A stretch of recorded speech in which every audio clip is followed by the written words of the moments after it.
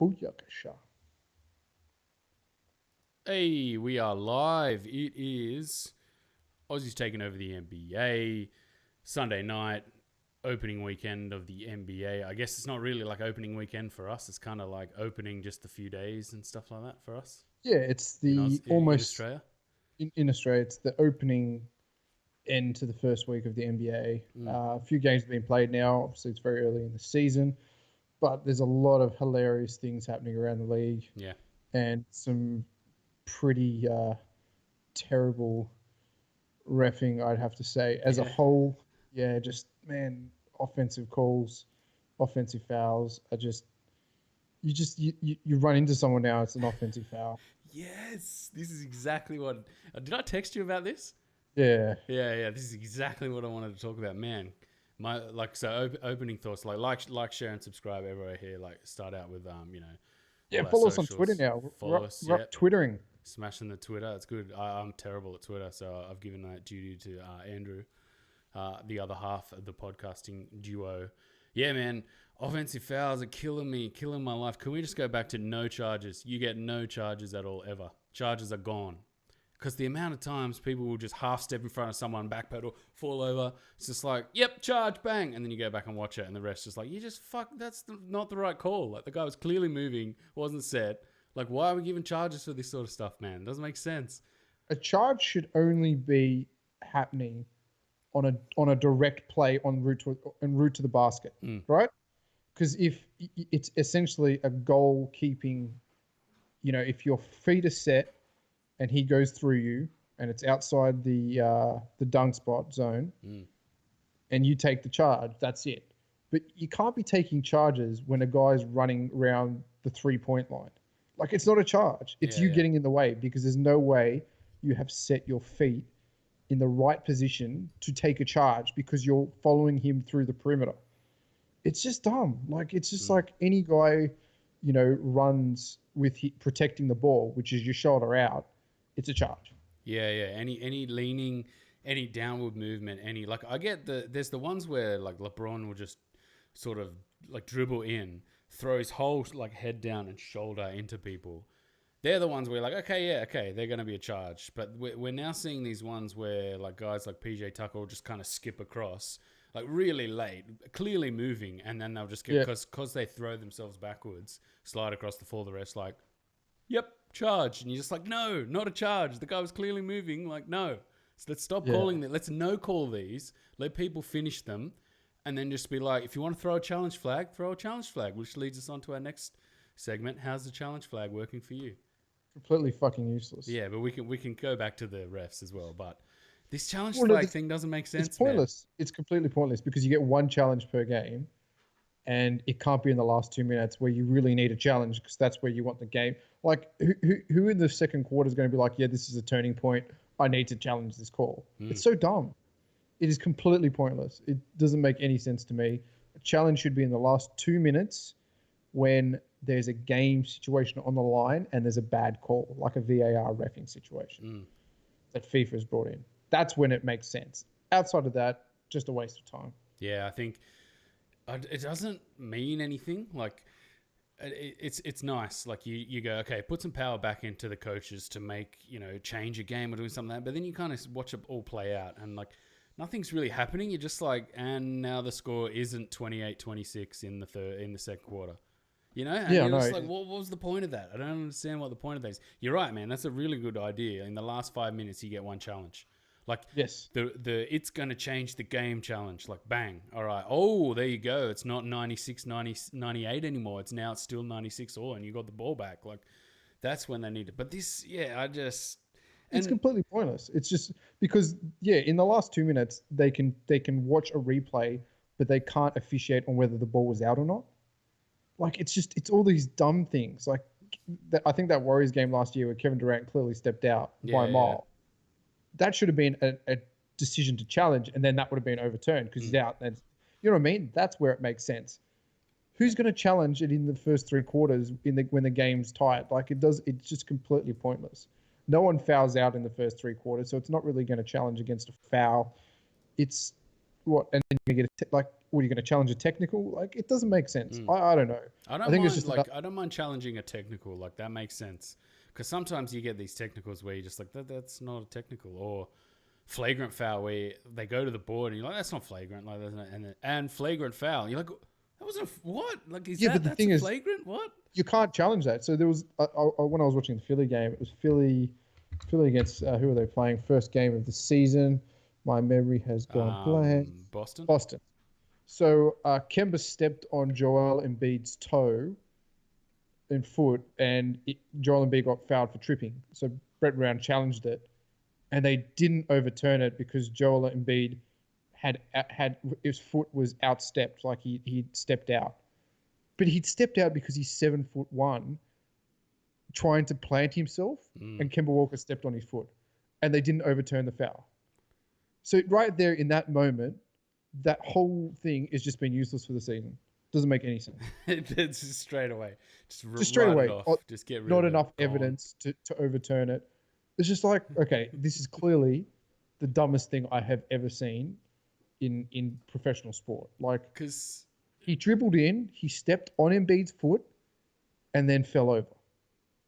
But there's not enough evidence to overturn. It's what? There's these. Are we watching this? Things like, sorry to cut you off there, but like there's these things where the rulings like don't make any real sense to the context of what's happening on the basketball court. Like I get the one where check if he stepped out of bounds, check if it was a 3, check if maybe he fouled him too hard, but not these ones where there's 4 things going on here and we got to make a deliberation on one of those, but the other 3 don't mean anything. So we can't, like, it's blatantly just wax him on the hand, but we're looking at stepping out. Like, either give him all the power or no power at all. Yeah. You know, but then it's like, but how much power do they get? Like, and I still feels like sometimes to go back onto the refs, like, they don't massage a game. Like, the most annoying refs to me are the ones where a guy will get up in their face and be like, oh, come on, like look, and the ref will just be like, and walk away, and you're like, no, talk to the guy's upset. He thinks it's a bad call. At least go to the guy. No, made that call. This is what's happening. Sorry. Like, no. Like, I hate the ones that just walk away. Like, I've seen a few of them already where they just don't, and then it just makes it worse. Like, you just want to knock the guy out because you're like, listen to me, man. Like, listen to what I'm saying. Like, obviously they're not going to change the decision, but now with this flag, like. But players are going to now be like, no, that definitely wasn't a foul. Flag it. And they're just going to burn the flag, and they're going to go back to it and go like, no, that guy was heated. Thought he didn't trip him. It was a trip, and then too bad. Like, I don't know. It's just they've got to think about this a little bit more, I think. Like, and I think I like your suggestion. The last 5 minutes they get one challenge each. The rest of the game is like open slather. The refs can make bad decisions here and there. But the charge calls, man. I'm sick of charges. I just want to see, like, because we saw it last season. The amount of times guys were just still moving, like they made it look like a charge by flying onto the ground and flying 6 feet across the floor, across the court. I'm like, just no calls across the board. No one's getting charges. Stop doing this. Stop it. No one is getting charges. It's turning into European football. It's turning into European soccer. It's just people are flopping. There's accentuation of contact. There's James Harden flailing around. Yeah, man. This leads us on to the second one I wanted to get onto. Like, the off season was good. We're kind of, there's no basketball happening. Like, trades, rosters, and you're like, this Westbrook Harden thing could work. Interesting. I want to see how what happens. Oblivious to the fact that then you just watch the first 5 minutes of the Rockets and you're just like, they just flop around and complain the entire time. Like, stop grabbing guys, throwing yourself on the ground, and then getting up when you don't get a call and getting the ref's face and getting angry about it. Like, so I'm just like, no, stop it. I don't want to watch this again, man. Like, James Harden, 37 points, 2 from 18 from 3, 26 free throw shots, mate. Yeah. It is he's just trash. I don't want to watch it, man. It's brutal. Like, and this Rockets team, legitimately, it's intriguing because I think Westbrook and Harden can work, right? Because I feel like Westbrook's gone, I've made this big move. I've got to basically try and impress people now. And that was kind of what his personality needed, moving out of the OKC environment. Like, he's too comfortable. I can just do what I want here. But now it feels like, oh shit, I got to actually like make myself fit this team. And it's kind of it works for him. That works for him in that mentality. But then Harden's just the same shit, like grabbing dudes, like tossing the ball up and then falling on the ground and then yelling at the ref. I'm just like, can someone just step in and just go, dude, like, can we stop this? Stop it. Like, just stop fucking doing it. You're not going to get the calls. Stop. Like, that it feels like it's gotten to that level where someone needs to step in and go, you look like a fuckwit, bro. Like, stop it. Like, just stop it. Nobody wants to watch this shit. You fucking idiot. Like, and then, I don't know, man. I just was like, ugh, fucking Rockets again. But they look all right anyway. What else have we got on the rant agenda? Yeah, you got any rants? No, my rant was the offensive fouls and Harden just like a complete twat. We should probably get on to the games and start talking about some of this Aussie stuff. We can always laugh at the Denver announcers. They're hilarious to begin with. Yeah. So Phoenix at Denver. Well, actually, Phoenix started the season at Sacramento. No, they were at home playing Sacramento, and it was a pretty even game at the start. I only ended up watching the highlights of that, and then like halfway through the game, like this Phoenix team, like I don't yet want to go, I think I might have misjudged this Phoenix team because we did kind of sneaky say they might be all right, like they might work this out. Last year they had these stretches where it's like if they get hot and things start going their way, they become a great team, but then when that doesn't happen, it's just like, this team sucks. Like, you'll have a night where Devin Booker, like today, watching some of the game today, Devin Booker just hitting everything. Oubre's getting his own putbacks, dunking all over everyone, flexing. How great's this? The crowd's into it. And then you watch a game 3 days later, and then they're just like, wow, Phoenix look like absolute trash in this game. What's going on? Like, why can't this be the same every game? So I'm starting to just creep my toe onto the, holy shit, this Phoenix team might be all right, actually. We might have misjudged this one. I think we've actually misjudged Bainesy and how important Bainesy is going to be to this team because... Ayton. Yeah, Ayton drugs ban. Yeah, Ayton drugs ban. Diuretics, 25 games. I think the NBPA will get his ban reduced, I think. Interesting. Did he look a bit slimmer? I don't know. I thought he did, man. I saw him at the start of the season. I went, holy shit, man. He's lost a whole lot of weight. Bit of puppy fat maybe, but yeah, he took a dive. Speaking of losing weight, holy fucking Dwight Howard, man. Like, man. The hell is that? That's what homosexuality will do to you. You got to look good for those boys. I'm not having any. That's all his own thoughts. All his thoughts there. I'm not going anywhere near that. But man, how weird was that? Like, we'll get to OKC versus the Lakers, but oh man, I saw that and was like, that's fucking Dwight Howard. No.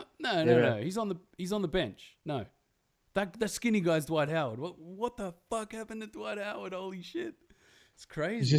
He's just trying to. Oh look, man, I think it's a great pickup for the Lakers.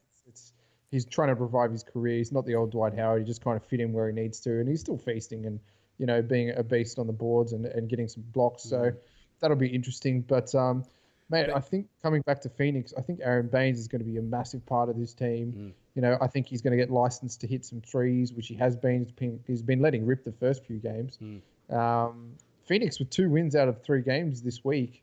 Yeah, they sit atop the Pacific Division. The top of the Pacific Division. It's just bizarre because I thought, wow, this team's going to be trash. But looks like they've got some deep. Frank Kaminsky's like, whoa, did this guy play some basketball in the off-season? He was trash last year. Complete trash. But, they're looking okay. It's funny because Rubio was out today. And they looked remarkably better without Rubio. Rubio's terrible. Rubio is like, if Rubio existed in his own team where you didn't really have to watch it, and all the team was set up to be Rubio offense, where you just takes some bad shots, dishes the ball around. But in these teams where he has to fit in the team and be like, you have to be an all-round player. Like if Rubio had the skill set of like Oubre or Booker, you'd be like, fuck yeah, give us the dimes. But then when he takes shots, you just don't, man, don't. Don't pump fake. Even if no one's around you, just pump fake it, look like you're going to shoot, and then maybe like toss the ball to someone else and try and dime someone up. Yeah. But I do like Oubre, man. Like I don't like Oubre as, he's just a bit of a twat sometimes, but he's got the right skill set for this team. It's kind of like mirroring Booker. Like Booker's obviously just a one-man flamethrower type of player. And then if you look at like Bainesy as the experienced guy, he's kind of like their only experienced guy, really. So yeah, he's kind of like he's the veteran of the team, but he's also he had such a good World Cup. He's just such a tank. I think Mm. that maybe Boston underestimated his usefulness as a utility. Mm. I mean, they signed Kanter. I don't know, man. I don't think Enes Kanter is better than Aaron Baines. I think Aaron Baines is better than Enes Kanter. If you're going to play him in a 25-minute center position, he's bigger, he's quicker, he's more of that kind of fit-in personality instead of the be-all and end-all personality, and he could shoot the three ball. He had a big game against the Nugs, and they I got think the he win against fouled the out of Clippers. that game. Fouled out in that Yeah, game. yeah, But fouls yeah, out, sorry. Yeah. and then they just beat the Clippers today, who were the legit team. Mm. But I think Strange. the Phoenix, like a couple of the games last year that I watched of Phoenix, like they get hot in their own building, the crowd gets into it, and they have sometimes they have this bullfighter type mentality where they get out 6 ahead, teams kind of creep back into the game, and then they just get out 8 ahead, 10 ahead, and then Booker starts hitting shots, and then Oubre starts thumping his chest, and you're just like, fuck, how do we get around this? They had a few games, I think 1 or 2 games against the Warriors were like that last season, where he's like, Devin Booker's hitting shots, and then you just get games where it's just like, well, Devin Booker, like, where are the shots? Where are the shots, Devin? Like, where are the shots, man? And they just don't fall down. So I don't think it's a house that you can, really like link yourself to, and just like, this team's going to be great. I don't know what they need either. Like, I like Bainesy. Like, Bainesy's personality is going to shine in this team because it's a bunch of sort of younger guys where Bainesy's like, I can just be the big Viking and just be myself here. Sweet.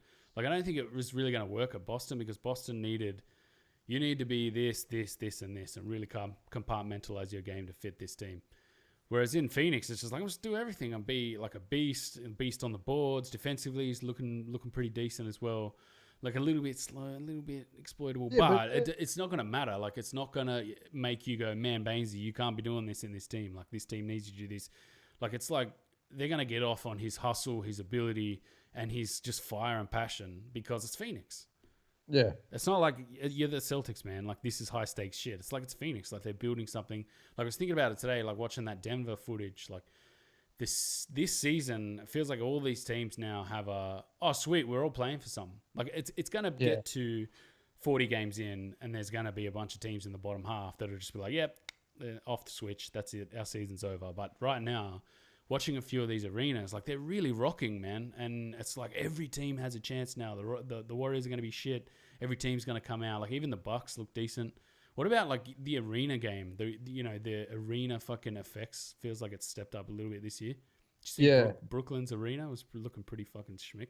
It's all looking, man. Chasen is looking awesome as well. It's a weird camera angle to watch, but yeah, it is a little bit strange. That's the Bucks camera angle that's kind of like low and a little bit low and like wide. I don't like it. I prefer the old Oracle, but it feels like the arena game's stepping up. I just feel like in 4 or 5 years, all these arenas now are going to look like video games.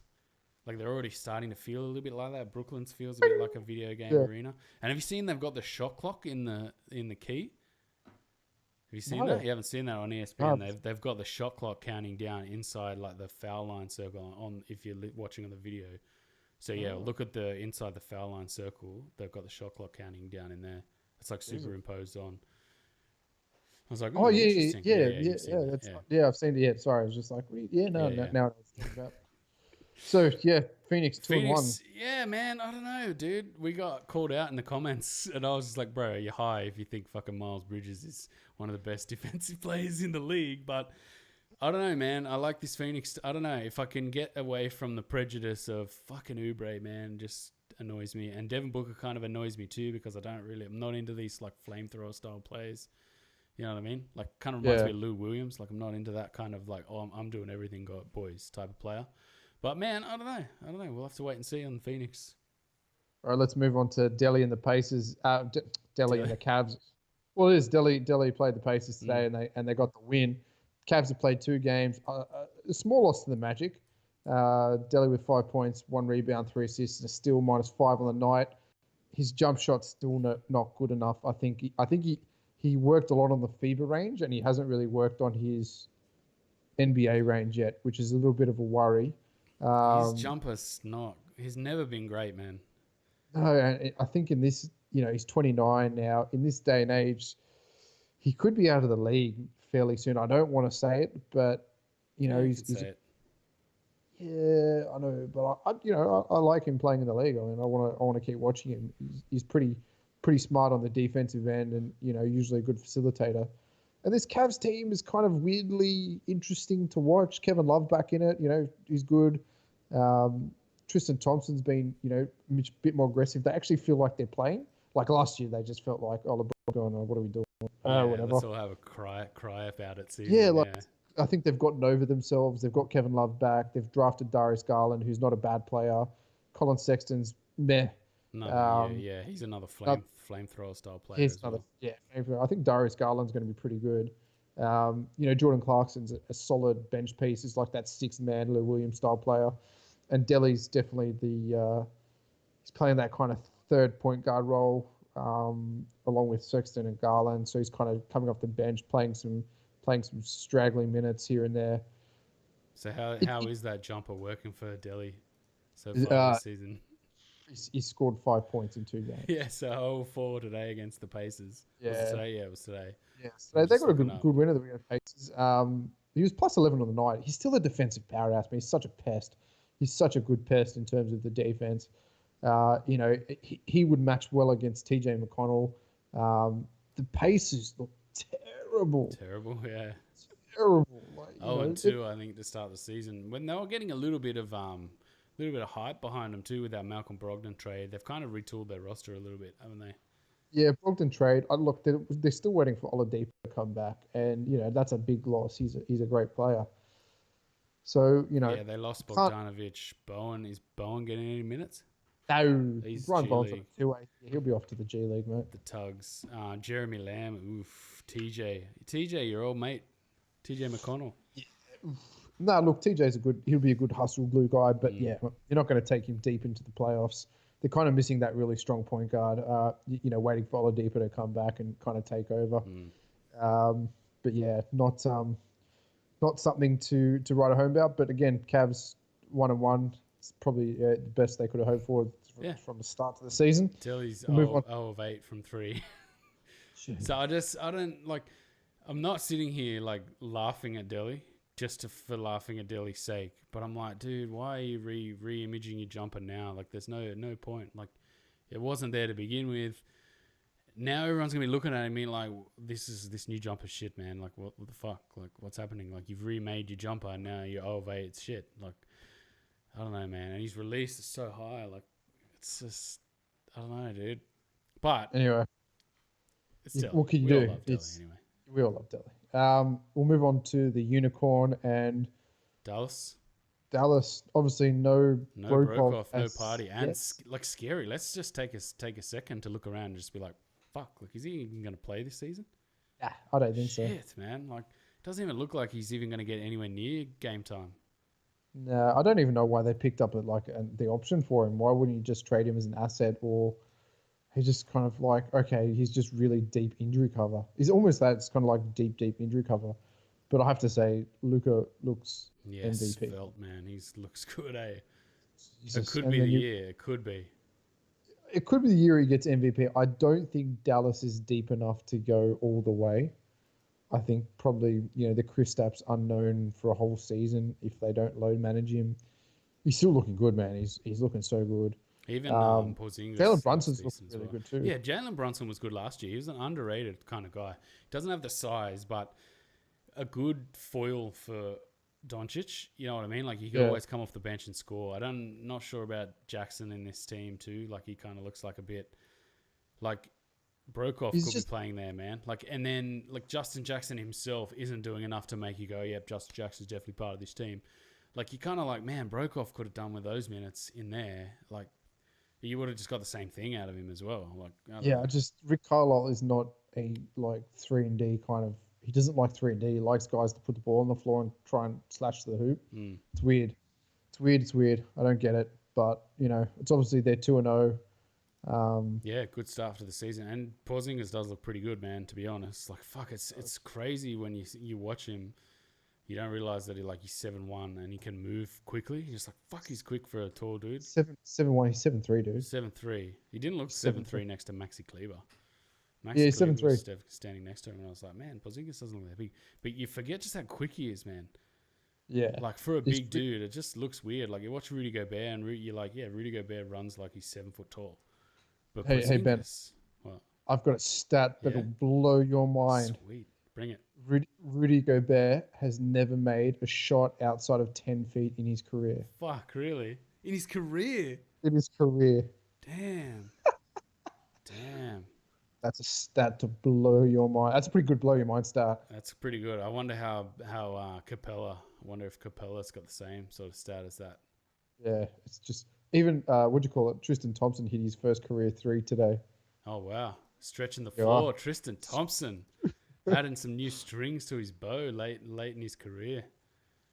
Let's all right. We've done the Dallas talk. Yeah. Let's get on to the Utah. Obviously, one of our fan favorite teams. 2 Aussies playing for it. No Exum these couple of games. Jingles obviously. Do we know when he's back, Exum? Have we heard? No, I tried to yet? find out. I haven't heard anything. No, it's still day by day. He's back to full contact, but he's still training. So I think it's just going to be a little while, maybe towards the end of the year. But I'm hoping to see him sooner rather than later.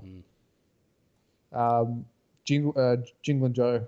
No Bogdanovich first game. They get the loss to the Lakers. Was that the opening night, or did they play one before that? I've definitely done my research on this. They played the Thunder today. It says they're 2-1. What's going on? This is going out live. These awkward pauses. Anyway, let's talk about them playing against the Thunder. Look, I don't know, man. I don't like it. The Jazz. You don't like it? Starting there, man. Straight up. I'm just like, don't like it, dude. Mike Conley's terrible. He's like one of, like, I don't know what he's shooting this season, but it's terrible. I saw at one point it was like 1 from 26 or something. Far out, man. I don't think he fits. Like, they needed a grinder, like I said to you before we started. They needed someone like Patrick Beverley or someone that just grinds next to Donovan Mitchell to just be like, I'll unlock Donovan Mitchell, let him do what he does on the offensive end. And then, like, I don't think Mike Conley's defense is that great, and it just doesn't fit with Donovan Mitchell. It still feels a lot like, just give Donovan Mitchell the ball, dude. Like, what are you doing here? Just give him the ball and fucking get out of his way, basically. Yeah, it should be the Donovan Mitchell centric team. See, Rudy Gobert, like, they've not got that backup center, and Rudy Gobert is not stretching the floor. So you're gonna get smashed when the big guy's there to stretch the floor. It's kind of like, what do you do? How do you combat the stretch? And when you've not got a point guard who's a predominant scoring point guard, not scoring, is he past his prime? That's the question. Who's that? Gobert? Oh, bloody Conley. Yeah.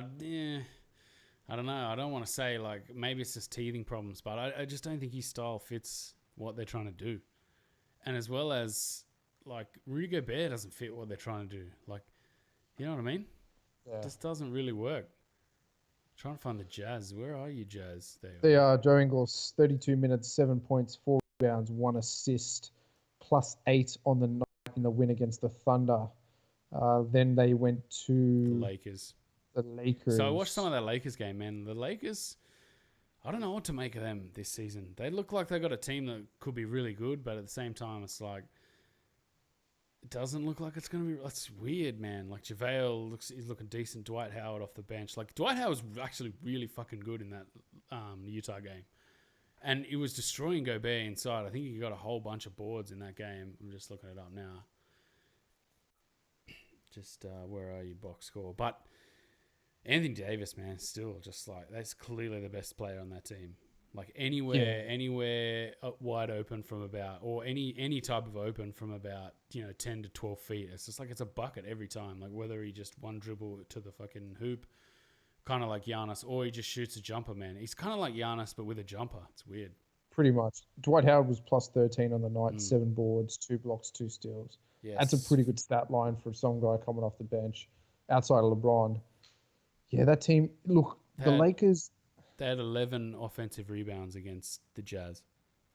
Yeah, I don't know how Gobert always picks up. He's defensive player of the year, but offensive Muppet of the year. Maybe he's like, there's just, you can't run offense other than pick and roll through him, and he's not the guy you want getting into the hoop. because if there's any kind of manpower in the way, like Baines or Howard or Davis, he's just like, I can't do anything. Well, have a look at the vertical spacing on this team. You got Davis, LeBron James, McGee, and then Dwight Howard off the bench. Like, and that's some crazy vertical spacing to, you know, if you had the same array of big men as, like Ed Davis was pretty terrible, looked pretty terrible in this game. He was kind of getting exploited by Howard a little bit. But beyond that, they don't have another center. And we said that in our preview. We were just like, wait a minute. You don't have like, you lost Favors. Where's the replacement for Favors? And if they were sort of going, yeah, it's Ed Davis, man. It's like, no, it's not Ed Davis. Like, they've gone from having Favors who could kind of stretch the floor a little bit, do a few different things other than Gobert, to kind of like having Gobert and then Gobert delight in Davis. Yeah. And it's bad. Yeah, man. And then Georges Niang was playing minutes in this game, and I think he got dunked on a little bit. And then he got into a scuffle with Howard. And I was just like, why? Like, hang on. Why is Georges Niang out there? Get him off the floor. Like, why is he on the floor, man? And then you look at the roster, and you're like, holy shit. Like, he's like their fourth guy or their third guy off the bench, man. Yeah, their roster is not deep at all. I mean, just a quick one, Quinn Snyder, sorry. Zack Snyder. He's making Batman movies, bad ones. Isaac Humphries, man, 7-foot guy who can stretch the floor, get some backup minutes, man. What a good signing that would be. Pay him nothing, $500,000 will do. Just get that Aussie in there. Yeah, really take up some more Aussie real estate. Have a team with 3 Aussies on it. That's it, mate. That's what we need. More Aussies on more teams. But hang on. What about Andrew Bogut? No, it doesn't stretch the floor. No. No, we want the Sydney Kings to win this year, mate. Then they've got three defensive weapons that can't shoot at all. Man, yeah, you're right. We do want shout out on the Kings dome. We do want Andrew Bogut to stay for City. Yeah, man, I'm out. I'm pulling the pin on Utah this season. I'm like, oh, dude, I don't know, man. After my crazy 62 win prediction from last season, and then this season being like, ooh, I don't know, man. Now I'm like fully like worried about this team now. Red flags are going up. Red flags indeed. We'll keep on top of that one. We'll move on to the Spurs and Patty Mills doing what Patty Mills always does. Yeah. Playing less minutes now, actually. I mean, Murray's fucking good. DeJounte Murray. Yeah. Yeah, he's so quick, eh? So good. Kind of they reminds really me missed of him. De'Aaron Fox. He does, and he can shoot the ball. He can play well. Yeah, that was their missing link last year, and I think they've got that X factor. So as a team, they have improved. Man, I think the Spurs are again. You know, you just don't know when Greg Popovich is pulling the same thing out year after year, and you get that one piece back that's like, wow, this guy's pretty good. Rudy Gay's having a fantastic veteran season. Patty Mills is giving some good minutes. Marcus Aldridge 2 games in. He's having a fantastic season. 2 games in. That's it, mate. But I'm already putting these things in place. I think it's the system really that works for the Spurs, and it's probably always going to work. It's just last year, like I wanted to see it with DeRozan. This year, I'm kind of like, yeah, I've seen it, man. And then 2 games in, I'm just like, yeah, but I've seen it. I don't need to watch. Like, I just need to look at Spurs at the end of the season and just be like, yeah, they Spursed all season. Sweet. They're 6th, 7th seed, and they'll probably go out in the first round. Like, I don't see how this team is going to like take the next level step up. Make it to the conference quarterfinals, the quarterfinals or the semifinals. Like, it's the same sort of stuff. And you're right, actually. Rudy Gay last year had a couple of injuries where it debilitated him in a little bit, and his impact was sort of minimal. Patty Mills, we remember, was playing like 30 minutes off the bench, and you were just like, that's a bit weird, Pop. What's up with that? This year's back to playing, 15, 16 minutes, pretty methodically. Bellinelli as well, Smellinelli as I was calling him in the last couple of games because he hasn't been that good. But I think Forbes taking another step forward, DeJounte Murray, and then Trey Lyles in there as well. Jakob Poeltl doesn't have to play as many minutes because LaMarcus Aldridge can play 35 minutes. I don't know. It's like, yeah, cool, man. But it's just like, yeah, Spurs, dude. It's the same Spursian doing Spursian stuff again. And you're like, yeah, I've seen it all before, man. I think they'll just take out the teams they need to take out and lose against the teams that'll end up beating them. Like they'll just accumulate 45 wins against goons and then get them there. Yet they would have not beaten any of the good teams, and then just bow out in the first round. That's how they get there. He outcoaches the goons. They've got enough talent to beat the goons, and then they get gooned in the first round. They get gooned. Hopefully, we see some Joe Ingles Aussie goon in the finals this season, in the playoffs. But yeah, Patty Mills, 3 of 11, 2 of 6 from 3. He's essentially just shooting threes, which I like. I think I really love watching. We didn't say enough in his preview about his World Cup escapades, basically finishing, I think, 3rd in the MVP race. Like, he was phenomenal, but there's no room in the NBA, especially in Spurs. There's probably not room in a team that he could go to where you're like, Paddy's going to do everything, play 36 minutes a night, do everything, which you want to see from him. Like, it was only in the World Cup where you saw it because, like, oh, this team needed that because we basically didn't have anyone else who could create their own shot and run point at the same time. Like, you were left to kind of Ingles and Goulding when he came off the bench. But I still like Paddy in this role where it's just like he just spots up and shoots some threes, comes off the bench, gives some hustle. Defensively, he's still not great. Yeah. I think his defensive capabilities in like his ability to stay on the court is going to start to wane over the next couple of years because like he used to get away with just his speed and his hustle, but now I think the league's kind of getting a little bit longer, a little bit stronger for him, where he's going to struggle a little bit. But today, what do you have against? There's teams that he won't match up as well against, and like the Lakers. Maybe if Rondo's on the floor, but Philly you won't match up well. Clippers, teams like that with like guards that are like 6'6" and stuff like that. Yeah, there's but he'll just come off 16 minutes, shoot it. But you know what? He's one of those guys. If DeJounte Murray or Derek White go down, you've got to plug in. You know that there's that plug in that you can just be like, oh yeah, we'll just up Paddy's minutes and we'll be okay. Yeah, for sure. But you're looking at it and you're not going, it's great, like, or it's great backup. But if Spurs, like if Murray or Forbes go down in this team again, you're back to just like, oh shit, we're one man short. Yes. Spurs are gonna hopefully get to the finals and do a Spurs again. But Patty Mills today, he had 19 minutes, 2 of 5, shot 2 of 4 from 3. Just again the same sort of thing. Shout out Rui Hachimura. Your call on Rui was nice and early. I think probably one of the earliest times calling Rui Hachimura is going to be a star in the NBA. Definitely. I think he's going to be in there for Rookie of the Year as well. I don't doubt that. He's going to get a lot of minutes at Washington because their team's pretty trash. But, he's looking good there, and I think if he works on his outside game, he can definitely get to the cup. He's big enough to get to the cup. It was a sneaky power forward pickup that no one really just kind of saw. It's like, why don't you pick up Rui Hachimura? Like, no, we're going to go with Darius Garland. It was just like, but Rui Hachimura, you could have traded down and got a piece that is going to give you more over the next 10 years than any 6'1" point guard. You know what I mean? Like, everyone's let's pick up point guards. Like, you've got 2 point guards. Why do you need another one? Need a power forward. Sorry, keep going. Yeah, that's my rant. Anyway. No, sorry, I cut you off there, but I still feel like Rui needed to be on a shit team like this too at the same time. Like a team where it's kind of doing a bit of a Luka Doncic where you join this team where it's like everyone's like, oh, wow, great hope, sweet.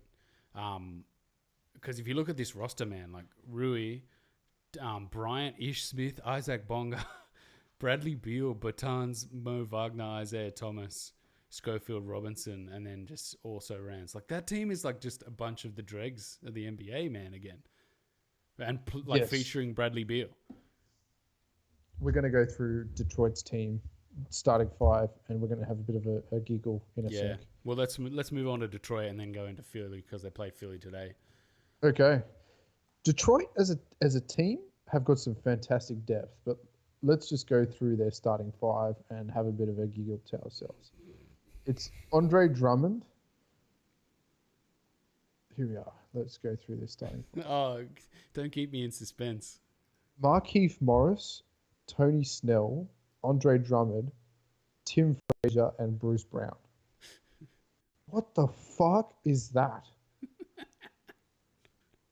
But look, in terms of deep bench, they've got Derrick Rose, who's absolutely balling at the moment. Like he's back to like once they find him physically fit enough to play 35 minutes and Blake Griffin is healthy, this team is going to be good. Is he going to play, do you reckon he's going to play 35? I think you keep him around 30, man. Maybe start him and bring him off the bench. 24 to 26 minutes is what they're aiming for. But, okay, today against Philly, 26 minutes, 31 points, 3-3, and 3 steals. 31 against Philly. Yeah, man. Because I see, I'm looking at the box score from the Indiana Pacers, Indiana Poo-Poos. Luke Kennard, my man, 30 points in 28 minutes. I think Rose had about 18 that game as well. Yeah, 18 points, 6 of 11. Then Kennard at 8 of 13, 6 of 9 from 3. Shows you when Derrick Rose is getting back to Derrick Rose. 14 of 21 field goals and only 1 3, and he made it. He's getting back to that. I'm just going to get to the cup, and it's just magical to watch. And his mid-range game is pretty awesome. Luke Kennard is a fantastic. He's most underrated player. Langston Galloway is not a bad player. Obviously, Christian Wood's going to be a good pickup, but their starting five is just Bruce Brown is trash. Tim Frazier is trash. Tony Snell is trash. Drummond's having a good season. Mark is not a bad power forward, but there's just let's put these trash on the starting five, and against Philly, you're just going to get blown away, which they did, and they were kind of in it most of the game, but they got a little bit blown away. The one thing that's the one thing that's really, really a little bit is just Thon Maker's just okay, you're just going to defend. There's no pick and rolls played. There's nothing. There's no offense run through Thon Maker at all. Zero in all the games I've watched. He is literally just stand in the corner. Not even stand in the corner. It's just move through screens, set screen, move through, set screen, set screen. It's just like Dwayne Casey just said, you're not going to score the ball. All you're going to do is block, play defense, and set screens. Is that good? Do we like that? I think his game is more than that. I think he can stretch the floor and shoot threes, and he's never going to get better as a wrinkle in a team if he doesn't at least play. Yeah, it doesn't seem like he's played in this team. I mean, they've got some scoring options. Andre Drummond's played pretty well, but Derrick Rose, Luke Kennard, Blake Griffin when he comes back, and that's my other worry. When Blake Griffin comes back, what are his minutes going to be? You're going to play a 7'1" small forward. Is he 7'1"? Yes. Or Thon Maker or Blake Griffin?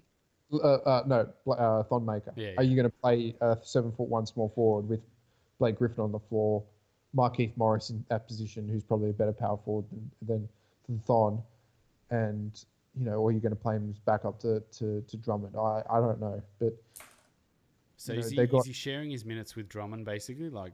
When Drummond's off the floor, then Thon Maker's on the floor. A bit of both. He'll play when Drummond's off the floor. He'll play 5, and then when Markieff, he'll play 4. So he's kind of that versatile at the moment while Blake Griffin's injured. But I mean, they won their first game against Indiana because the Pacers are trash. Thon had pretty much. What did Thon have? He had against Indiana. He had 1 of 3. I think he had. Yeah, he had 1. Pacers, he had 4 points, 2 rebounds and a block. He was -3 in the night. Against Atlanta, he had 1-5, 1 and 2 blocks. And against Philly, he had a massive block on Ben Simmons. That was pretty good. Aussie crime. We'll have to get the highlights pumping this season. Yeah, man, that was some good. He looks better. Aussie crime. Yeah, I'd forgotten about Aussie on Aussie crime. He looks better defensively, but just there's no offense run through at all. It's a shame, man, because in that good Bucks setup, he was kind of like, he's that defensive, come in, search for the block, run down, and hit the 3, and then you'd see the money maker. This is just okay, you're going to set that screen, you're going to set that screen. I mean, honestly, it helps for Kennard, and it helps to get Kennard and Rose open, but it does nothing for his offensive game. And we want to see him grow. That's why. It probably works for the team, and you're not going to see any big stat lines from Thon other than some good blocks and maybe some rebounding. But yeah, nothing on the offensive end. I just wonder how long it's going to be until Kennard's starting in this team. Yeah, I don't know. Maybe it's because Blake Griffin's going to be out for 10 weeks. When's he back? When did he get injured again? His knees and elbows. I don't know. He's just always injured. Yeah. He'll be back probably week 9 or 10. But I like Kennard. Kennard's my man. I would have had him on a bunch of teams, like trade for a bunch of teams, man, he would have made them better. Like, but at Detroit, it feels like that maybe they don't trust him or something, or like I don't I know. think It's kind of I weird. don't know. Dwayne Coase is kind of that schemer. He thinks maybe he's better coming off and scoring against a second unit than if they can just limit the first unit to defensively. Feels maybe Bruce Brown and is a better defensive player, but then coming on and scoring against the second unit with Rose, because once that second unit comes out and Rose and Kennard come out, it's just feast. Like they score at will. So maybe that's better. Hey, it hasn't worked so far. I think it's too early to tell, but they're 1-2 with a few games coming up in the next week. We'll figure out if that's actually working or not. Mm. And what about Philly, the crowning jewel? Crowning jewel. Well, they're just terrible to watch. I'm a Yeah. Philly fan. It's just boring. I mean, Ben Simmons was dominant in the first win, but just game has not evolved at all. His game, is he shooting jumpers? No jumpers still? Has he shot a three? No. Damn, I want to see him shoot threes, man. It's just like, it was such a big prelude. Yeah, I'm going to shoot more. And it's just the same thing over and over again. It's just like, oh. So how's the team evolved in general? The team has evolved because they're so big. It's going to be hard for teams to beat them. I mean, even Mike Scott's 6'7". Even their backups are like Matisse Thybulle, who's a defensive powerhouse, is 6'5". There's no one on this team under 6'6". How do you? Their vertical and horizontal spacing is ridiculous. I don't know how teams beat them. Like in the crunch time, I think, and they've got enough savvy veterans that down the stretch they'll just hit the right shots, make the right plays, and cruise to the fourth quarter and then just blow them away.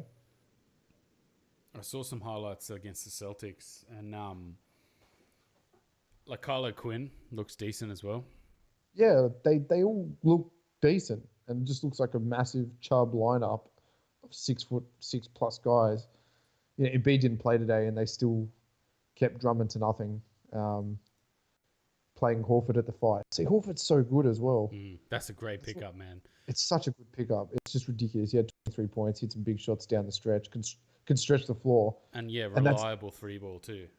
Especially with pick and pop, because that was one thing I noticed watching Philly last year. They didn't really run a lot of pick and pop for Embiid. Like a lot of his looks from three were quote unquote bad, because they were in spots where he'd get the ball and kind of just be left there open, and you just be like, oh yeah, okay, I'll take it, sweet. Whereas Horford, you can run legitimate. Like he's so good at running pick and pop, and if you sag off or you go under, like he's there every time. He's got such a sweet jumper as well, man. He's going to be so dangerous this season, and it just takes a lot of pressure off of Embiid. Embiid, if that's your backup center if Embiid goes down, you're probably going to be a title contender. And even Kylo Quinn's not shit. Like no, he's not Gumby. Not Amir Johnson level where you're just like, man, Amir Johnson. Like he's like Amir Johnson 2.0, like a guy who has skills and has the same size and impact, which would be good. But you're boring. You don't like it. Yeah, it doesn't have soul. It doesn't. Redick is missing. He's looking all right in the Pelicans. Yeah, I was actually thinking I was going to text you like he just looks old, man. And then watching him run up the court, I was just like, ooh, that's a man who's clearly like 37. How old is he? 36, 37? I think he's 35. Well, he looks like he's 37. He plays like he's 37. Yeah, 35. But you could tell, man, he was just so slow. And I was just like, yeah, that's... you couldn't really see that in that Philly team, but now watching in that Pelicans team, you're just like, wow, that guy's slow. He didn't need to run kind of beyond the arc because he just trailed Ben Simmons and everyone had collapsed into Simmons and Simmons just kick it out and there's Redick shooting. Whereas I think with his Pelicans team, he has to get to the spot. The Pelicans run their set and he's got to be then open. His off-ball movement's fantastic as well, but I miss him from Philly. Just added that X factor. Because it's just kind of like, we're bigger than you, and we'll just shoot over the top of you now. And that's the end of the story. But they've got some hard games coming up. But Trae Young looks pretty legit. Yeah, is he taking a lot of shots, though? He is. Because I saw, I was looking at ESPN, the Salo, and I was like, Trae Young, 38 points averaging. And I was like, shit, he must be taking a lot of shots. Yeah, but he's hitting like 40% beyond the for the three ball and 56% field goal. So they're good shots. Because that's what happened last season, where after that really, really awful summer league, it was like he's not like he was just inside his own head. So maybe it's back to college Trae Young, where he's just like, all right, having my first season and shooting the ball well. How's Josh Richardson fitting in for Philly? Good shooting guard. I don't like him running as the backup point guard. I think that they should give that to Raul Neto or Trey Burke, because Josh Richardson's not a natural scorer. He's kind of that natural, get in and craft. He's not a natural facilitator, and this team needs facilitation.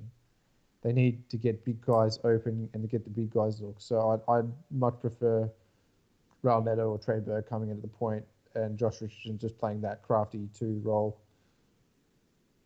But I think that Brett Brown's got that pretty set down, that he just wants that big lineup and make it hard for guys to score and be that defensive powerhouse. Simmons had 7 steals today, which is just crazy. 7 steals, that's insane. 13 points, 4 rebounds, 10 assists. First game, 24, 8, and 9. So, still putting up. Defensively, I think last year, defensively, like having that year working with Jimmy Butler, I think has made him a way better defender. Yes. You could kind of tell at the start of last season when we started talking about it, and we were like halfway through the season, we started to just be like, man, his defense has gotten fucking way better on ball, like reading situations too. He's not like hedging a lot. Like in his first season, I remember like he'd hedge and just be like, I'm gonna be smarter than everyone and do this here, and then he'd lose his man or something had happened. Like he's actually not like he's reading situations way better, man. It's really, really good to watch. And with his size and his length and his ability to pickpocket, he's going to be dangerous. I hope he plays in the Olympics, man. So do I. I hope he starts shooting the ball more. I think that's what we need. We still need that guy to take over the game. And teams definitely started sagging off him again.